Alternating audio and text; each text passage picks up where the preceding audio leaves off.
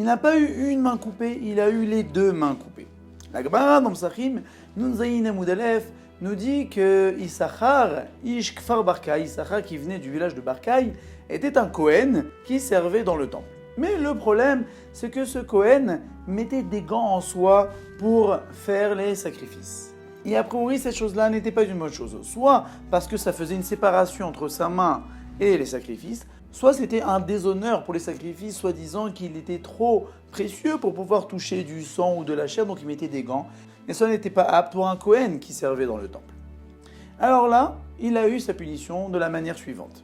Un jour, le roi et la reine étaient en discussion. Le roi disait « Moi, je pense que la viande du chevreau est meilleure que la viande du mouton. » Et la reine répond « Non, c'est la viande de mouton qui est meilleure. » Et là, ils ont dit « Viens, on va appeler Issachar Ish Kfar Barkai, donc ce Kohen, qui étant Kohen, a goûté toutes les viandes de sacrifice et donc pourra nous dire quelle est la meilleure viande, est-ce que c'est le chevreau ou le mouton ?»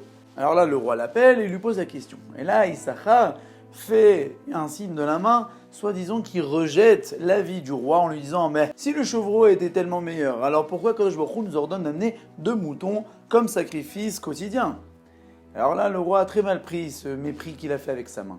Il a dit « Tu m'as méprisé avec la main, mais tu auras la main droite coupée. » Alors là, Issachar a payé un pot de vin au bourreau pour qu'il lui coupe la main gauche. Mais le roi a entendu cela, il dit non, non, c'est la main droite qu'il faut lui couper, c'est avec cette main-là qui m'a fait le déshonneur, donc du coup, ils ont aussi coupé la main droite. Donc il s'est retrouvé avec les 2 mains coupées.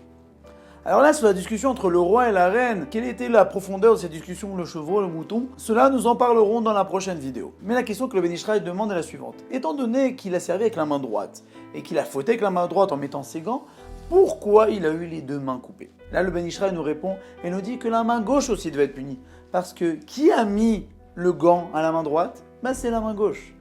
Pour nous enseigner que chaque geste, chaque fait et geste est calculé devant un Kadosh Baruch Hu. Chaque fait et geste est puni devant un Kadosh Baruch Hu et donc a fortiori est récompensé. On raconte une fameuse histoire où il y avait 2 femmes qui ramassaient la tzedaka. Et une des femmes a fait un geste de la main en montrant une adresse vers laquelle il devait s'adresser pour ramasser la tzedaka.